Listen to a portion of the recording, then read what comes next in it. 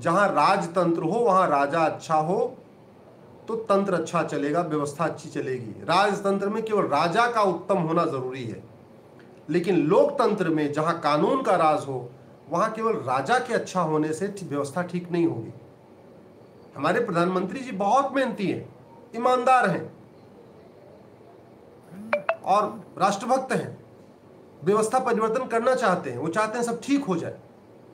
लेकिन क्या कारण है कि जो समस्याएं भारत में हैं वो चाइना में नहीं है? तो जिस तरीके से अराजकता भारत में है वो चाइना में तो नहीं है। तो क्या चाइना का जो राष्ट्रपति हमारे प्रधानमंत्री ज्यादा अच्छा है? जिस तरीके का अपराध भारत में है वो अमेरिका में तो नहीं है। तो क्या अमेरिका के राष्ट्रपति हमारे प्रधानमंत्री से ज्यादा अच्छे हैं? जिस तरीके का जिहाद भारत में है, मजहबी उन्माद भारत में है, कट्टरवाद भारत में, वैसा सिंगापुर में तो नहीं है। तो क्या सिंगापुर के प्रधानमंत्री राष्ट्रपति हमारे प्रधानमंत्री से ज्यादा अच्छे हैं? नहीं।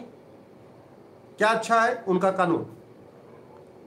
नेता हमारा अच्छा है, मुखिया हमारा अच्छा है, शासक हमारा अच्छा है, प्रधानमंत्री हमारे अच्छे हैं, लेकिन फिर भी हमारे यहाँ अशांति है, अलगाववाद है, कट्टरवाद है, नक्सलवाद है, माओवाद है, जातिवाद है, भाषावाद है, क्षेत्रवाद है, कालाधन है, हवाला है, गौ तस्करी है, नशा तस्करी है, मानव तस्करी है, सोना तस्करी है।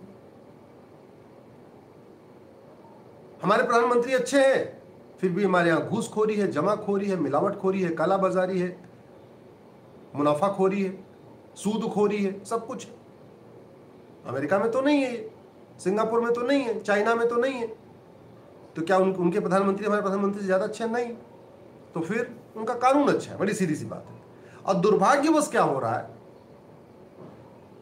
जो आज जुबैर के बाद हुआ है, जरा आप समझिए इकोसिस्टम कितना पावरफुल है। और ये विदेशी फंडिंग का असर है। फटाफट यूपी में पिटीशन फाइल होती है, दिल्ली में पिटीशन फाइल होती है, एक आदमी सुप्रीम कोर्ट दौड़ता है, एक आदमी इलाहाबाद हाई कोर्ट भागता है, एक आदमी दिल्ली हाई कोर्ट भागता है। और बड़े बड़े दिग्गज वकील 10 से 15 लाख रुपए, 20 लाख रुपए वाले लेने वाले। आपको क्या लगता है जुबैर ने ये फीस दिया होगा इन बड़े वकीलों की? नहीं। तो पैसा कहां से आया? काला धन। काला धन या तो बाहर से हवाला के जरिए आया है, जो भारत में काला धन पैदा हो रहा है वो है, या तो एफसीआरए के जरिए विदेशों से आया, या जो भारत में पैदा हो रहा है ब्लैक मनी वो है।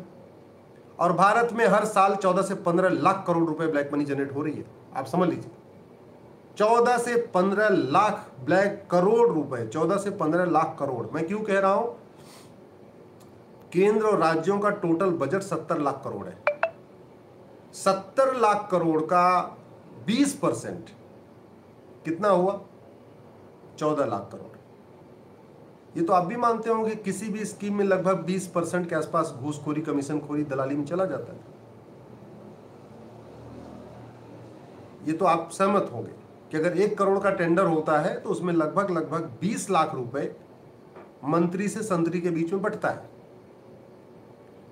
और इवन जो चौराहे पे भी हम लोग देते हैं सिपाही को, अगर आप 500 रुपए की नोट एक सिपाही को दे रहे तो आप ये मानिए कि 500 रुपए में उस सिपाही का केवल 100 रुपए है। वो सिपाही थोड़ा अपने ऊपर देगा, एसएचओ को देगा, एसएचओ थोड़ा उसको डिप्टी एसपी को देगा, उसमें से थोड़ा हिस्सा कप्तान साहब को जाएगा, उसके बाद थोड़ा और हिस्सा ऊपर जाएगा, जाते जाते मंत्री तक चला जाएगा। तो आपने जो 500 रुपए सिपाही को दिया, आप ये मान के चलिए उसमें से 50 रुपए मंत्री जी का भी है। ये चैन है, ये कड़वी सच्चाई, कोई और नहीं बोलता, मैं बोल रहा हूँ। हालांकि इसका मुझे बहुत ज़्यादा पॉलिटिकल नुकसान होता है आज की डेट में, इसलिए विधायक सांसद कुछ बन नहीं पाया, मंत्री कुछ बन नहीं पाया कड़वी सच्चाई बोलने के चक्कर में। लेकिन मैं ये सोच रहा हूँ कि सारे लोग तो मीठा झूठ परोस ही रहे। सांसद विधायक बनने के लिए सब लोग तो मीठा झूठ परोस रहे हैं। मैं भी अगर वही मीठा झूठ परोसता रहूँगा तो विधायक सांसद तो बन जाऊँगा, लेकिन वास्तव में जो देश विनाश की तरफ जा रहा है, हम विकास नहीं कर रहे हैं। विकास तो जो चल रहा है वो चल रहा है, लेकिन हम भारत का विनाश बहुत तेजी के साथ कर रहे हैं। और एक बात और, अगर आप इस गलतफहमी के हैं कि विकास करने से अलगाववाद कम होता है, मजहबी उन्माद कम होता है, कट्टरवाद खत्म होता है, तो मैं आपसे सहमत नहीं हूँ। अमेरिका बहुत विकसित देश है, लेकिन वहाँ भी मजहबी उन्माद और जिहाद है। चाइना बहुत विकसित है, लेकिन वहाँ पे भी मजहबी उन्माद और जिहाद है, और इसीलिए उन्होंने मजहबी उन्माद जिहाद को खत्म करने के लिए कठोर कानून बनाया। आज मैं बेसिकली चर्चा केवल जुबैर पे फोकस रखता हूँ। तो मैं शुरुआत में ये कह रहा था कि क्या कारण था कि तस्लीम रहमानी का कुछ नहीं हुआ, नूपुर शर्मा के ऊपर धमकियां हुई और जुबैर को आज बेल मिल गई। आप मुझे बताइए, ये सरतन से जुदा वाली धमकी भारत में क्यों होती है? अमेरिका में क्यों नहीं होती? चाइना में क्यों नहीं होती? सिंगापुर में क्यों नहीं होती? कभी सोचा आपने? गुस्ताखे रसूल की एक सजा सरतन से जुदा, सरतन से जुदा, अगर ये नारा हमें चाइना में लगा दे कम से कम 25 साल की सजा होगी। गुस्ताखे रसूल की एक सजा सरतन से जुदा, सरतन से जुदा अगर सिंगापुर में लगा दे, नागरिकता खत्म हो जाएगी, सीधे निकाल के सिंगापुर बाहर फेंक देंगे। गुस्ताखे रसूल की एक सजा सरतन से जुदा, सरतन से जुदा अमेरिका में नारा लगा दे, कम से कम 20 साल के लिए जेल में ठूस देंगे। लेकिन हमारे यहां तो जिस व्यक्ति ने बोला 15 मिनट के अंदर, 15 मिनट के लिए पुलिस हटा दो, पब्लिकली बोला, उसका वीडियो आज भी यूट्यूब पे है, क्लियर कट बोला, कोई उसमें इट्स बट्स नहीं बोला, कोई घुमा फिरा के नहीं बोला, सीधे बोला पुलिस हटाओ, 15 मिनट के अंदर हिंदुस्तान से हिंदुओं को खत्म कर दूंगा, और वो बाकायदा बाइज्जत बरी हो गया। तो आज जुबैर की बेल मिलने पे मुझे कोई आश्चर्य नहीं हुआ।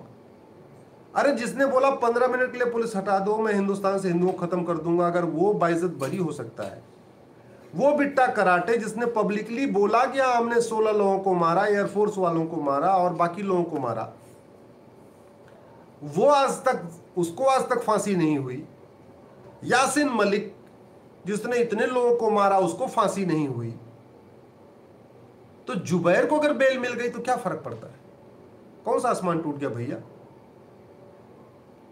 और हम लोग क्या करते हैं, जब कोई एक हत्या होगी तो हम शुरू हो जाएंगे ट्विटर पे ट्रेंडिंग करने के लिए, justice for Ramalingam, justice for Nupur Sharma, justice for Kanhaiya Teli, justice for Umesh Kolhe, justice for Kamlesh Tiwari. बस वो मारते रहेंगे, हम justice justice justice Twitter trending करते रहेंगे। वो मारते रहेंगे, हम चंदा इकट्ठा करके उनके परिवार को चंदा देते रहेंगे। वो मारते रहेंगे, हम कैंडल मार्च करते रहेंगे। वो मारते रहेंगे, हम जाके मंगलवार के दिन, शनिवार के दिन जाके इकट्ठे होकर हनुमान चालीसा पढ़ देंगे। मुझे बताओ, ये समस्या का समाधान है क्या? अगर ये समस्या का समाधान है तो विदुर जी ने सठे साठ्यम समाचरेत का जो मंत्र दिया था, वो क्यों कहा था कि सठे साठ्यम समाचरेत? आचार्य चाणक्य ने उसी बात को कई बार क्यों बोला, सठे साठ्यम समाचरेत? लोहा लोहे को काटता है, दंड कठोर होना चाहिए, दंड शीघ्र मिलना चाहिए, बार बार क्यों कहते थे वो?